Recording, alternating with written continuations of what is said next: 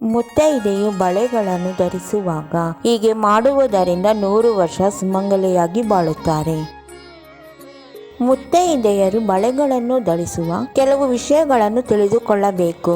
ಮಹಿಳೆಯರು ಕೈಗಳಿಗೆ ಎಷ್ಟು ಬಳೆಗಳನ್ನು ಧರಿಸಬೇಕು, ಯಾವ ಬಣ್ಣಗಳ ಬಳೆಗಳನ್ನು ಧರಿಸಬೇಕು, ಬಳೆಗಳನ್ನು ಬದಲಿಸುವ ಸಮಯದಲ್ಲಿ ಯಾವ ನಿಯಮಗಳನ್ನು ಪಾಟಿಸಬೇಕು, ಒಡೆದ ಬಳೆಗಳನ್ನು ಏನು ಮಾಡಬೇಕು, ಹೀಗೆ ಹಲವಾರು ಪ್ರಶ್ನೆಗಳು ನಿಮ್ಮಲ್ಲಿ ಮೂಡುತ್ತದೆ. ಇದರ ಬಗ್ಗೆ ವಿವರವಾಗಿ ಈ ವಿಡಿಯೋದಲ್ಲಿ ನೋಡೋಣ.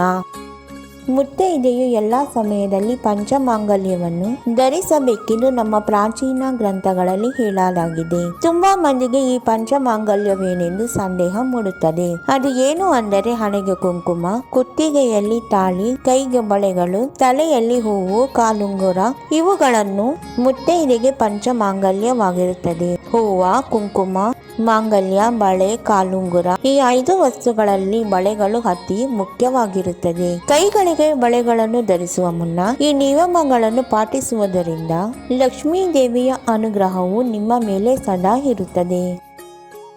1. ಮುತ್ತೈದೆಯರು ಪ್ರತಿದಿನ ಗಾಜಿನ ಬಳೆಗಳನ್ನು ಧರಿಸುವುದರಿಂದ ತಾಯಿ ಲಕ್ಷ್ಮೀ ದೇವಿಯ ಅನುಗ್ರಹವು ಸದಾ ಇರುತ್ತದೆ. 2. ಒಡೆದ ಬಳೆಗಳನ್ನು ಕಸದ ಬುಟ್ಟಿಗೆ ಹಾಕದೆ ಯಾರೂ ತೊಳೆಯದ ಜಾಗದಲ್ಲಿ ಹಾಕುವುದು ಉತ್ತಮ. 3. ಮುತ್ತೈದೆಯರು ಬರೀ ಚಿನ್ನದ ಬಳೆಗಳನ್ನು ಧರಿಸಬಾರದು. ಚಿನ್ನದ ಬಳೆಗಳಲ್ಲಿ ಕನಿಷ್ಠ 2 ಗಾಜಿನ ಬಳೆಗಳನ್ನು ಧರಿಸಬೇಕು. 4. ಸತಿ ಸಾವಿತ್ರಿ, ಅರುಂಧತಿ, ನರ್ಮದಾ ಇವರು ಕೂಡ ಗಾಜಿನ ಬಳೆಗಳನ್ನು ಧರಿಸುತ್ತಿದ್ದರು. ಗಾಜಿನ ಬಳೆಗಳು ಚಿನ್ನದ ಬಳೆಗಳಿಗಿಂತ ಶ್ರೇಷ್ಠವಾಗಿದೆ. 5. ಮುತ್ತೈದೆಯರು ಯಾವ ಬಣ್ಣದ ಬಳೆಗಳನ್ನು ಧರಿಸಬೇಕೆಂದರೆ ಹಸಿರು, ಕೆಂಪು, ಹಳದಿ ಬಣ್ಣಗಳ ಬಳೆಗಳು ಧರಿಸುವುದು ತುಂಬಾ ಶ್ರೇಷ್ಠವಾಗಿದೆ. 6. ಸರಸ್ವತಿ ದೇವಿ, ಲಲಿತಾ ಪರಮೇಶ್ವರಿಯ ಭಕ್ತರು ಹಾಗೂ ಶಕ್ತಿ ದೇವತೆಯನ್ನು ಪೂಜಿಸುವವರು ಹಸಿರು ಬಣ್ಣದ ಬಳೆಗಳನ್ನು ಧರಿಸುವುದು ಶ್ರೇಷ್ಠ. 7. ಬಳೆಗಳನ್ನು ಧರಿಸುವಾಗ ಎಷ್ಟು ಬಳೆಗಳನ್ನು ಧರಿಸಬೇಕೆಂದರೆ ಒಂದು ಕೈಗೆ 1 ಡಜನ್ ಬಳೆಗಳನ್ನು ಧರಿಸಬೇಕು ಅಥವಾ ಒಂದು ಕೈಗೆ 6 ಮತ್ತೊಂದು ಕೈಗೆ 6 ಬಳೆಗಳನ್ನು ಧರಿಸುವುದು ತುಂಬಾ ಶುಭಪ್ರದ. 8. ನೀವು ಧರಿಸಿದ ಗಾಜಿನ ಬಳೆ ಅಥವಾ ಚಿನ್ನದ ಬಳೆಗಳನ್ನು ಅಪ್ಪಿತಪ್ಪಿಯೂ ಬೇರೆಯವರಿಗೆ ಧರಿಸಲು ಕೊಡಬೇಡಿ, ಏಕೆಂದರೆ ನಿಮ್ಮ ಸೌಭಾಗ್ಯ ಅವರಿಗೆ ಹೋಗುತ್ತದೆ. 9. ಹಳದಿ ಬಣ್ಣ, ಗುಲಾಬಿ ಬಣ್ಣ, ಕೆಂಪು ಬಣ್ಣಗಳು ತಾಯಿ ಲಕ್ಷ್ಮೀ ದೇವಿಗೆ ತುಂಬಾ ಇಷ್ಟ. ಈ ಬಣ್ಣದ ಬಳೆಗಳನ್ನು ಯಾರು ಧರಿಸುತ್ತಾರೋ ಅಂತವರ ಮೇಲೆ ತಾಯಿ ಲಕ್ಷ್ಮೀ ದೇವಿಯ ಅನುಗ್ರಹವಿರುತ್ತದೆ. 10.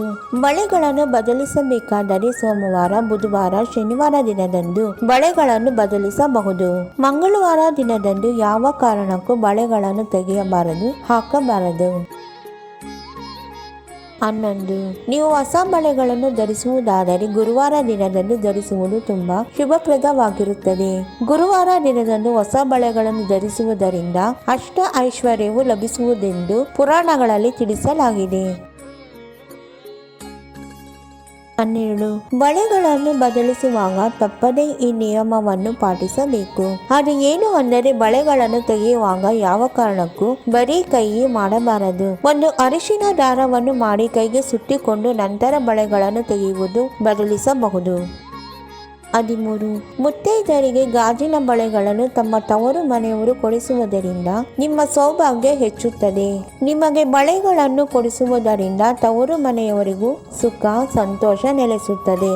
ಆದ್ದರಿಂದ ನಿಮ್ಮ ತವರು ಮನೆಯಿಂದ ಬಳೆಗಳನ್ನು ತೆಗೆದುಕೊಳ್ಳಿ. 14. ಕೆಲವರು ಬಟ್ಟೆಗಳನ್ನು ಒಗೆಯುವಾಗ ಬಳೆಗಳು ಒಡೆಯದಿರಲಿ ಎಂದು ತೆಗೆದು ಒಗೆಯುತ್ತಾರೆ.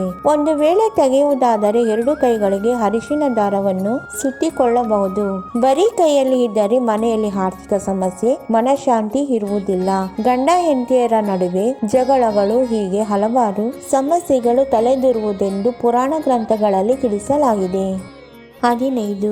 ನೀವು ಧರಿಸಿರುವ ಹೂವ, ಕುಂಕುಮ, ಮಾಂಗಲ್ಯ, ಬಳೆಗಳು, ಕಾಲುಂಗುರ ಇವುಗಳನ್ನು ಯಾರಿಗೂ ಕೊಡಬಾರದೆಂದು ನೆನಪಿರಲಿ. ನಮ್ಮ ವಿಡಿಯೋ ನೋಡಿದ್ದಕ್ಕಾಗಿ ತುಂಬಾ ಧನ್ಯವಾದಗಳು ಸ್ನೇಹಿತರೆ. ನೀವಿನ್ನೂ ನಮ್ಮ ಚಾನೆಲ್ ಅನ್ನು ಸಬ್ಸ್ಕ್ರೈಬ್ ಮಾಡಿಲ್ಲವಾದರೆ ದಯವಿಟ್ಟು ಈಗಲೇ ನಮ್ಮ MS ಯೂಸ್ಫುಲ್ ಮಾಹಿತಿ ಚಾನೆಲ್ ಅನ್ನು ಸಬ್ಸ್ಕ್ರೈಬ್ ಮಾಡಿ, ಬೆಲ್ ಐಕಾನ್ ಮೇಲೆ ಕ್ಲಿಕ್ ಮಾಡಿ, ನಿಮ್ಮ ಸ್ನೇಹಿತರಿಗೆ ಶೇರ್ ಮಾಡಿ. ಎಲ್ಲರಿಗೂ ಈ ಮಾಹಿತಿ ತಲುಪಲಿ. ಮುಂದಿನ ವಿಡಿಯೋದಲ್ಲಿ ಸಿಗೋಣ.